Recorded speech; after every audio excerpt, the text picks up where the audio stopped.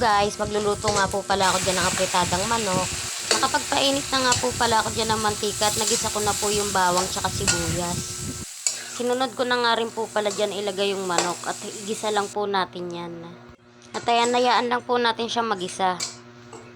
At nung okay na nga rin po pala, ilalagay ko na rin po dyan yung patatas. Hindi na nga rin po pala ako dyan naglagay ng carrots kasi hindi naman po nakakain sa bahay. At ayan, haluin lang po natin ulit.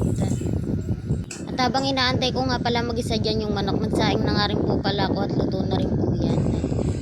Okay na nga rin po pala, kaya naglagay na rin po ako dyan ng tubig. At ayan, haluin ko lang po ulit. Naglalagay na nga rin po pala ako dyan ng pampalasa at nilagay ko na po dyan yung magic sarap tsaka po yung paminta. Naglagay na nga rin po pala ako dyan ng konting asin. At ayan, haluin ko lang po ulit. Yung umuubo nga po palang naririnig nyo sa electric pan po yun, pagpasensyahan nyo na po. Nakatutok po kasi ako sa electric pan. Nung kumulo na nga po pala, ilalagay ko na po dyan yung tomato sauce.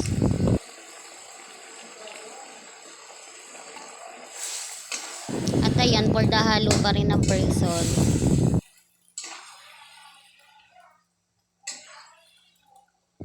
Nagdagdag pa nga po pala ako dyan ng tomato sauce kasi para pong kinulang. At ayan, haluin lang po ulit. Tapos ayan po, ilalagay ko na nga rin po pala dyan yung green peas. At ayan, maya maya po luto na nga rin po yan.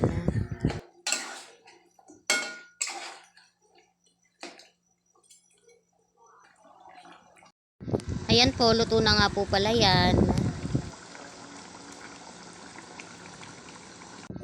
Kain po tayo. Yan po.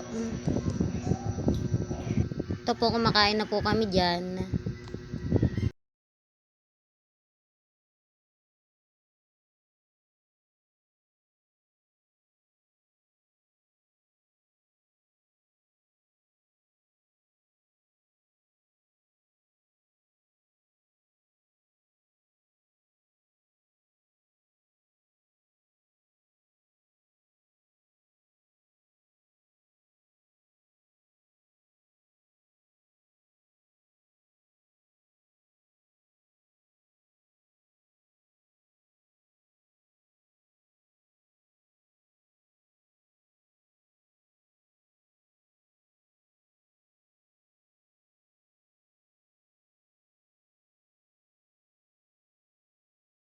Please like, share, and subscribe po. Thank you po.